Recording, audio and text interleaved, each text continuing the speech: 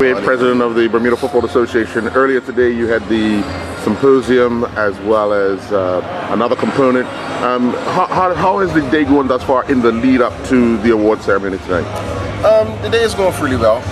This whole day today, we had the symposium, which was, we had the main input to that was the two panel discussions. One was with the national team coaches and players, and we gave those in attendance a look behind the scenes. So we talked about things like which one of the coaches talk the most, which one of the players is the pretty boy who's always coming to share, all of those sort of things. So we kind of gave the audience a look behind the scenes, and then actually got pretty serious when they start talking about tactics and what tactics they use on this day. So that was exciting. And then the second panel discussion, which was in the afternoon, we talked about my football journey, and Shaka Hislop was able to join that panel. So we on that panel was Trey Ming and Nikita Robinson, Shaka Hislop, of course, John Barry Newsom was on that panel, and Tashawn Simons was also on the panel. And they talked about their journey through football and how football helped them to get to the position that they are currently. And Vashawn Blanchett from Somerset was also on the panel. So it was interesting to see their journey. Jashawn got into where he is today, youngest president ever voted in at Somerset. And then Tashawn Simons at some point making the decision that, playing football wasn't what he wanted to do, and he wanted to be a FIFA listed match official. So that was very interesting to delve into those details. And Shaka Hislop really gave the keynote, and he was able to just talk about his pathway and how this had little interest and little tidbits to it, and then relate that to success on the football pitch and even success beyond that. One little tidbit that's very, very interesting is that Shaka Hislop worked for NASA in school. So none of us knew that, of course, but interesting stuff. So it was a great day. Great way to kind of start off the day that really puts a cap on our season. As the season will come to an end tonight with the award ceremony, what has been one of the highs domestically and internationally for Bermuda?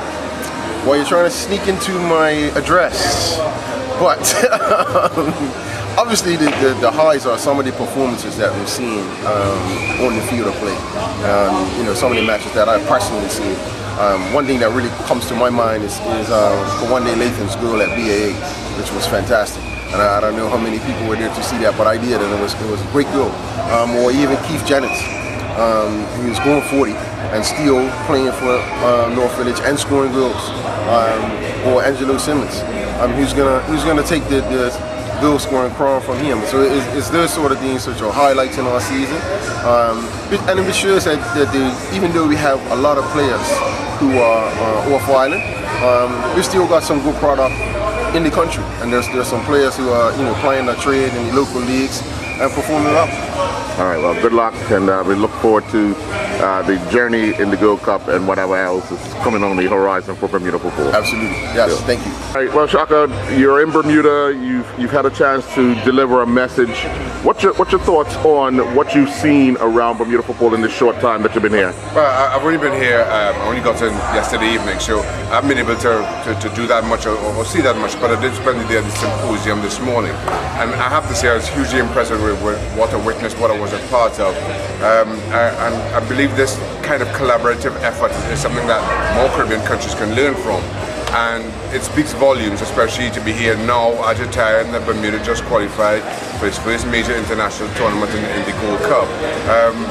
To how much above their weight Bermuda continues to punch, and I think the other Caribbean countries can punch if we follow some of the examples that we saw this morning. What was your message to the audience during the panel discussion earlier today? Well, I was asked to speak about my own journey to where I am today through professional football and onto media.